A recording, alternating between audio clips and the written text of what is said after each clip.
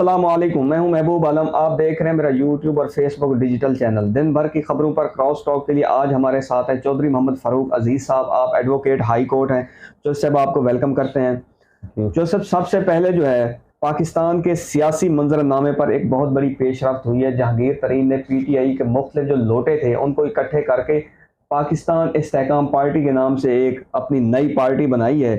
रात PC hotel के अंदर उसकी पहली जो तकरीब मुनक़िद की गई, जिसके अंदर जहांगीर तरीन ने अपनी पार्टी का मंशूर पेश किया और पार्टी का जो परचम था उसकी रोनुमाई की गई। तो सब क्या कहते हैं?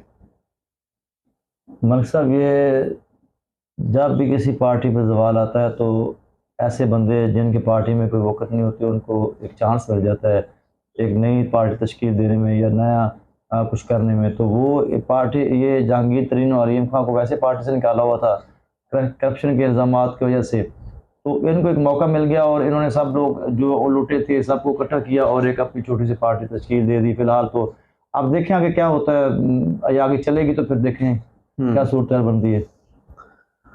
जो सब इमरान इस्माइल साहब जो थे वो जहांगीर तरीन के साथ स्टेज पर बैठे हुए थे। फवाद चौधरी, मुराद रास और बाकी जो दीगर रहनुमा थे वो नीचे बैठे हुए थे। अच्छा, और मज़े की बात कि जब भी जो कैमरामैन जो था वो फवाद चौधरी की तरफ फोकस करता था, फवाद चौधरी साहब ऐसे मुंह छुपा लेते थे, यूं कर लेते थे। अच्छा, मुराद रास का भी यही हाल था, कियानी साहब का भी यही हाल था। ये किससे मुंह छुपाते फिर रहे हैं? अब यह देखें कि कियानी साहब जो थे वो एडिशनल जनरल सेक्रेटरी थे तहरीक इंसाफ के। सबसे पहले जमात उन्होंने छोड़ी।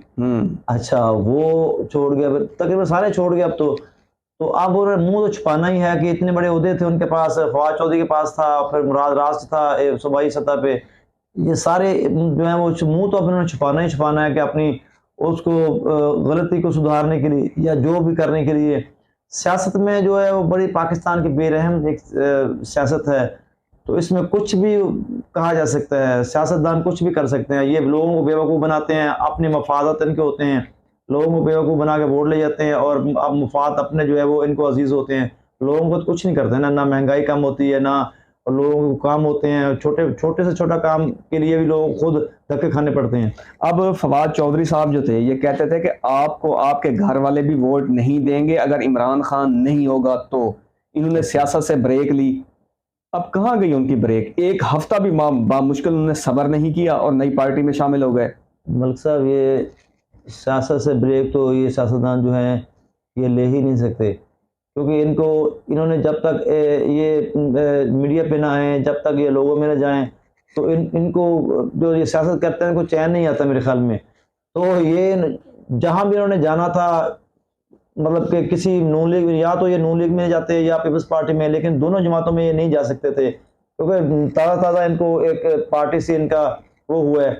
तो छोटी सी ये पार्टी जहांगीर तरीन ने स्टैब्लिश की है, तो इसमें वो आ गए। तो देखें आगे क्या बनता है। बहरहाल तो सर, एक औरत जब तलाक लेती है वो भी चंद माह दूसरा निकाह नहीं करती, मगर इन लोगों ने सियासत से ब्रेक ली, सियासत छोड़ी। चंद दिनों के बाद इन्होंने नई पार्टी जो है वो ज्वाइन कर ली। क्या सियासत में इज्जत नहीं होनी चाहिए? सियासत में क्या इज्जत होती है? सियासतदान जो है वो खुद जो है वो पता नहीं कितनी इन्होंने तलाक़ें ली हैं या कितनी तलाक़ें दी हैं। तो आपके सामने ही है। पीपल्स पार्टी में फवाद चौधरी साहब रहे, फिर परवेज़ मुशर्रफ साहब के जो है वो स्पोक्स पर्सन थे, आप तहरीक इंसाफ में थे, अब वो उनको खैर बात कह दी। अब नई पार्टी जब वो उसमें शामिल हो गए हैं, तो सियासतदानों की कोई बारगाह नहीं होती, बस ये ऐसे चलती है नाम गाड़ी। तो सर, जब फवाद चौधरी ने शाह महमूद कुरैशी से जेल में मुलाकात की और बाहर आके मीडिया से कहा कि हम मुल्क को जरदारी और नवाज शरीफ के रहमो करम पर नहीं छोड़ सकते। अब जहांगीर तरीन PDM का हिस्सा है, इसी जहांगीर तरीन की वजह से तहरीक अदम एतमाद जो है वो मंजूर होती है। जहांगीर तरीन तो इन लोगों का हिस्सा था PDM का। तो अब इन जहांगीर तरीन का जाके पार्टी में बैठ जाना, क्या फवाद चौधरी क्या हमें बेवकूफ़ बना रहे थे? ये तो सियासतदान तो वैसे भी आवाम को बेवकूफ़ समझते हैं और बनाते भी आया। अब 75 तारीख में सियासतदान जो है वो हैं वो अपना आवाम को बेवकूफ़ तो बनाते आए हैं। और उन्होंने किया है पाकिस्तान की तरक्की के लिए? क्या किया है? कुछ भी नहीं इन्होंने आज तक किया। महंगाई अरूज पे है। जहांगीर तरीन साहब जो हैं वो PDM का हिस्सा तो नहीं थे, लेकिन उनमें उनकी जो है ना शमूलियत ज़रूर थी, डायरेक्ट या इनडायरेक्ट। तो सर, क्या PTI का वोट बैंक रहनुमा के छोड़ जाने से क्या वोट बैंक भी उनके साथ चला जाएगा? मेरा नहीं ख्याल कि वोट उनके साथ जाएगा, क्योंकि जो वोट इमरान खान का है वो वही रहेगा। और 15-20% वोट चला भी जाता है तो वो इतना मायने नहीं रखता। अच्छा, यही जो अली जैदी साहब हैं, आपको याद होगी उनके प्रेस कॉन्फ्रेंस साहब जब सुनते हैं तो मुझे हंसी आ जाती है कि अगर आप लोगों ने मुझे मजबूर किया कि आप इमरान खान का साथ छोड़ दें, तो उन्होंने यूं करके कहा कि मेरा माथा हाजिर है, मुझे यहाँ पर गोली मार दें, मैंने इमरान खान का साथ नहीं छोड़ना, मैं इमरान खान का साथ उस दिन छोड़ूंगा जब इमरान खान ये पार्टी छोड़ देगा। अब आप देख लें, यही अली जैदी जो है जहांगीर तरीन को करप्ट कहा करते थे। क्या क्या ये सियासत पाकिस्तान की? सर आप ये देखें कि जो इक़्तिदार में जब होते हैं तो इनको हर चीज़ वो नज़र आती है कि हम जो है पता नहीं क्या चीज़ें हैं।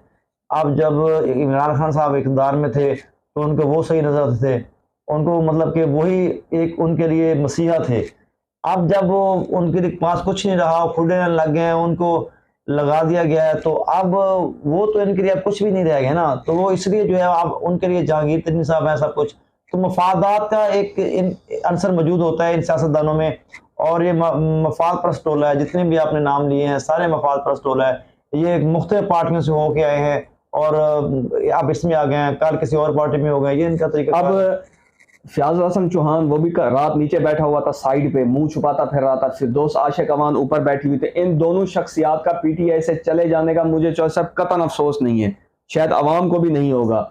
अब जराए जो यही बता रहे हैं कि अब हर रोज टीवी पर एक नई किस्त का तमाशा होगा, एक नई किस्त रिलीज होगी इस्तेहकाम पार्टी के नाम से।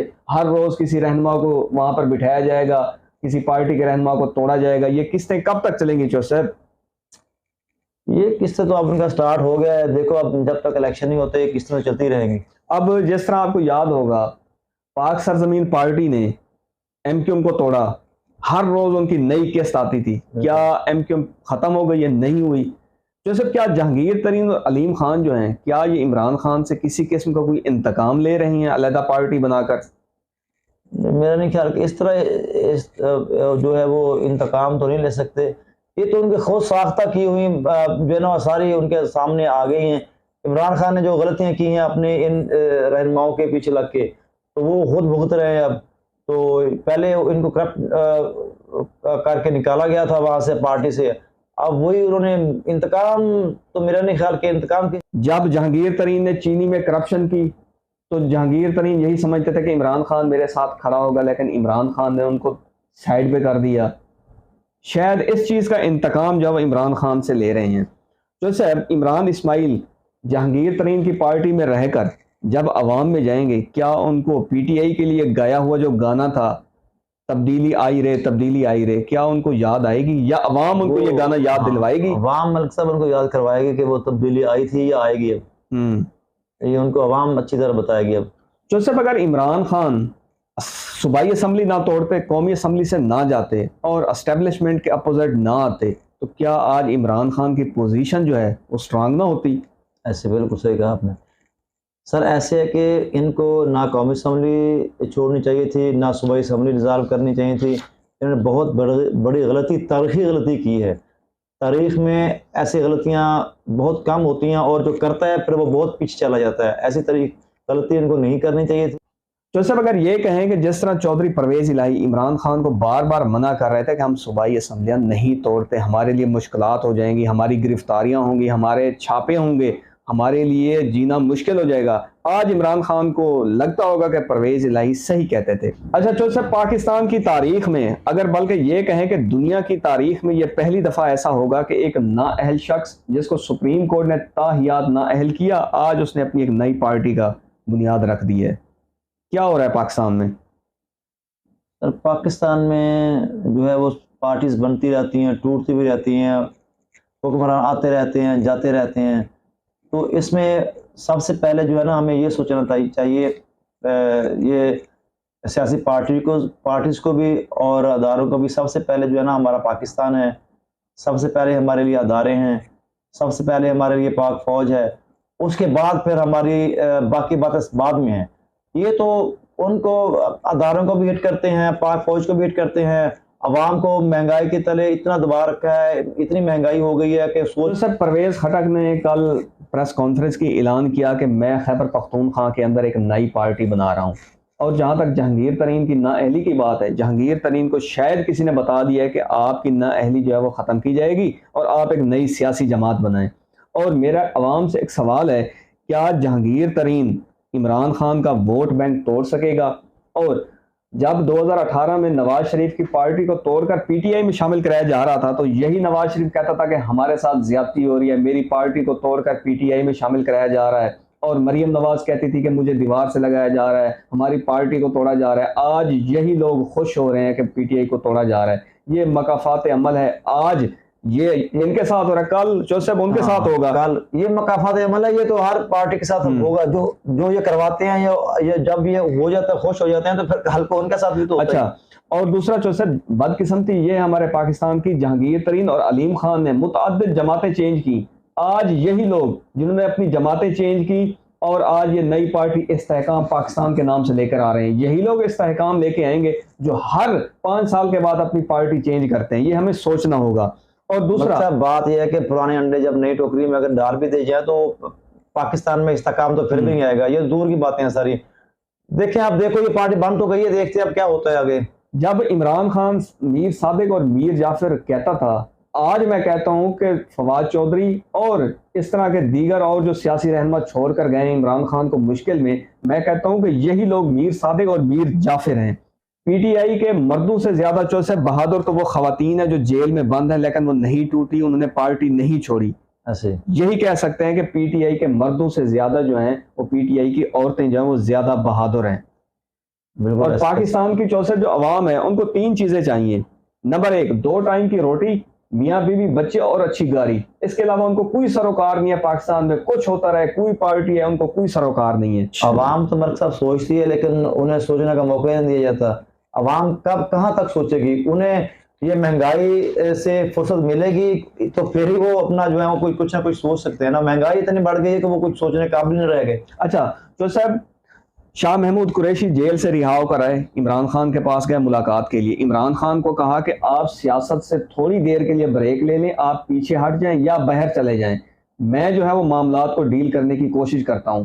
और अपनी आप अगर ये नहीं कर सकते तो अपनी लबकुशाई बंद कर दें। तो इस पर इमरान खान जो है वो आग बगोला हो गए। दोनों के दरमियान जो है सख्त जुमलों का तबादला हुआ और शाह महमूद कुरैशी जो है बगैर मीडिया से बात किए वो कराची रवाना हो गए। कराची तो खैर उनकी वो सुना है कि उनकी वाइफ बीमार हैं, उन तीमारदारी के लिए। तो सब कुछ दिन पहले जरदारी साहब ने कहा कि इंतखाबात तब होंगे जब मैं करवाऊंगा, मईशत मैं बेहतर कर सकता हूं। इसका मतलब यह है कि सियासत जो है वो अदालतों से बढ़कर है। सियासी लोग चाहेंगे तो इलेक्शन होंगे, अदालतें 100 दफ़ा कहती रहें, ये लोग इलेक्शन नहीं करवाएंगे। अच्छा, तो सिर्फ इमरान खान ने कल वीडियो लिंक के जरिए खिताब किया। उन्होंने कहा है कि ये लोग अगर मुझे जेल में बंद करना चाहते हैं जेल में बंद कर दें, मुझे गोली मारना चाहते हैं गोली मार दें, लेकिन मैं अपने मौक़िफ़ से पीछे नहीं हटूंगा। मैं इमरान खान को कहता हूँ कि आप अपनी सियासत को बेहतर करें। आपके अंदर रहकर मीर सादिक और मीर जाफर जो थे, जिन्होंने आपको गलत रास्ते की तरफ डाला, जो आज पतली गली से निकलकर किसी नई पार्टी के अंदर चले गए हैं, तो इमरान खान को भी सोचना होगा। बिल्कुल ऐसे। कत्ल हुसैन असल में मर्ग यजीद है, इस्लाम जिंदा होता है हर करबला के बाद। इसके साथ ही आज का व्लॉग खत्म करते हैं। चौधरी साहब थैंक यू। जहां रहें खुश रहें, अपना और मेरे चैनल का ख्याल रखिएगा। पाकिस्तान जिंदाबाद।